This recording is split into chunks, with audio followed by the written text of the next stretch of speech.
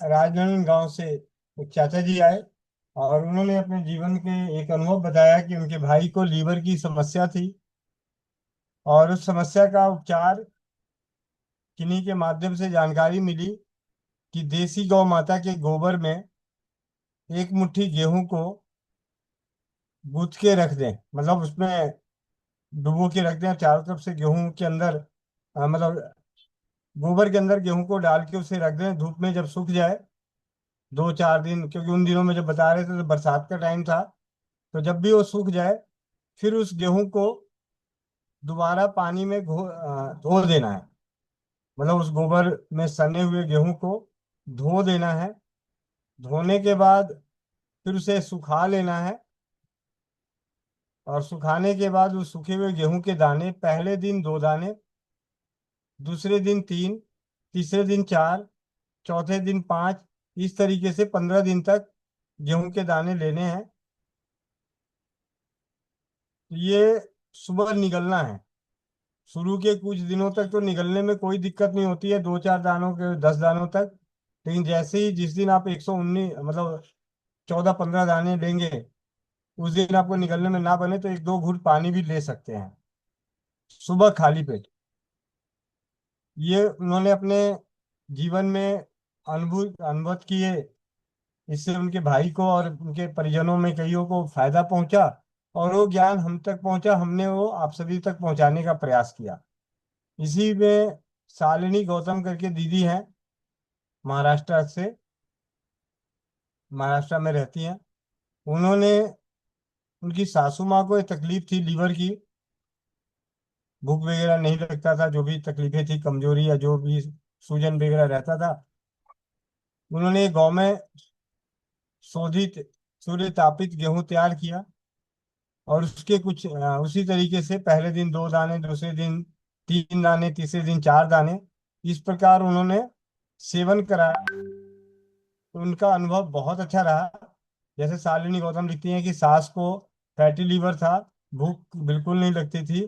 15 अप्रैल तक इस उपाय से उनकी भूख खुल गई और शालिनी गौतम की खुद पैरों में सूजन वगैरह होती थी, वो खत्म हो गई। दोनों सास बहू दोनों ने किया।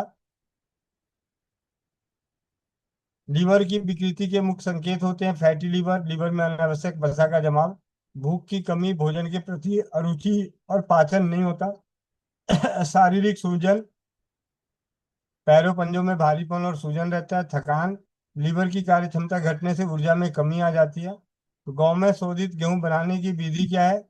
एक मुट्ठी गेहूं को देसी गौ माता के ताजे गोबर में मिलाएं। इसे धूप में तब तक रखें जब तक कि गोबर पूरी तरह सूख न जाए। सूखने के बाद पानी से धोकर गेहूं को अलग कर लें और गेहूं को पुनः सुखाकर सुरक्षित पात्र में रख लें। और सेवन के लिए सुबह खाली पेट गेहूं के दानों को निगलना है, पहले दिन 2 दाने, फिर रोज एक दाना बढ़ाना है। इस तरीके से 14वें दिन कुल 15 दाने लिए जाते हैं। 119 दाने का कोर्स है। ऐसा नहीं है, आप उसे आगे भी कंटिन्यू कर सकते हैं, कम बेसी भी कर सकते हैं, ऐसी कोई दिक्कत नहीं है। कहने मतलब सुबह गेहूं के दाने निगलने हैं और बढ़ाने हैं। इस तरीके से सेवन करने से शालिनी गौतम की सासू माँ को और उनके खुद बहुत ही अच्छा अनुभव मिला। उन्होंने मुझे व्हाट्सएप पे लिख के भेजा था। तो फिर मैंने इस पे आज सुबह की 11 बजे की स्वास्थ्य रक्षक बने बनाए की कक्षा, जिसका मुख्य उद्देश्य है कि शून्य खर्च चिकित्सा की हम सभी को जानकारी मिले और उसके प्रति परीक्षण का काम करें अपने स्तर पर और उन अनुभवों को अपने परिवार और अपने परिजनों को बताएं। जो माना उसके लिए ठीक है, जो ना माना उसके भी ठीक है। लेकिन हमें अपने लिए खुद के लिए, पहले खुद के लिए, अपने विश्वास और ज्ञान को बढ़ाने के लिए जरूरत पड़ने पे उपचारों को अपनाना चाहिए और परीक्षित करना चाहिए। तो गौमय तत्व, देसी गाय के गोबर में सूक्ष्म खनिज और लाभकारी बैक्टीरिया होते हैं जो गेहूं को औषधीय गुणों से समृद्ध कर देते हैं। गोबर में डालने से होगा। सूर्य की रोशनी में सुखाने से, धूप में सुखाने गेहूं में और ऊर्जा का संचार होता है जो लीवर की गति को करता है। और यह प्रक्रिया गेहूं के भारीपन दूर कर देता है जिससे लीवर के लिए का और शुद्ध। जैसे ही आपको पता चलता है कि आपकी लीवर में कोई दिक्कत आती है, आपको यही कहा जाता है कि मिर्च मसाले की चीजें ना खाएं, यानी भारी भोजन ना करें। और इससे सेवन करने से क्या क्या होता है? भूख में वृद्धि होती है, पाचन शक्ति सही होती है, खून में कमी आती है, ऊर्जा का स्तर बढ़ता है। और कितने मतलब काफी अच्छे, पहले कुछ दिनों में भूख भी अच्छी लगने लगती है। तो लीवर की जितने भी कष्ट होते हैं, जो रहते हैं, समस्याएं हैं, उनका शमन होता है। जठराग्नि जो है तीव्र हो जाती है, भूख अच्छे से लगती है। हमारे रक्त का शोधन होता है, जिसकी वजह से चेहरे पर प्राकृतिक चमक आ जाती है। शरीर में अनावश्यक जो जल है वो डिटॉक्स होता है। लीवर जो है हमारे शरीर की मुख्य रासायनिक कारखाना है। अगर शरीर हमारा कारखाना है तो लीवर उस मशीन का सबसे बड़ा पार्ट है। जब वो स्वस्थ होता है तो पूरा शरीर सक्रिय और रोगमुक्त रहता है। गौ में शोधित गेहूं इस कारखाने की सफाई करने का सबसे सरल और सस्ता साधन है।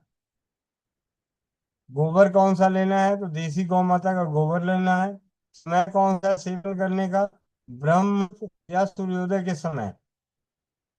जब आप इसे अपना रहे हैं तो आपको तला भुना और मैदा युक्त भोजन बचना चाहिए।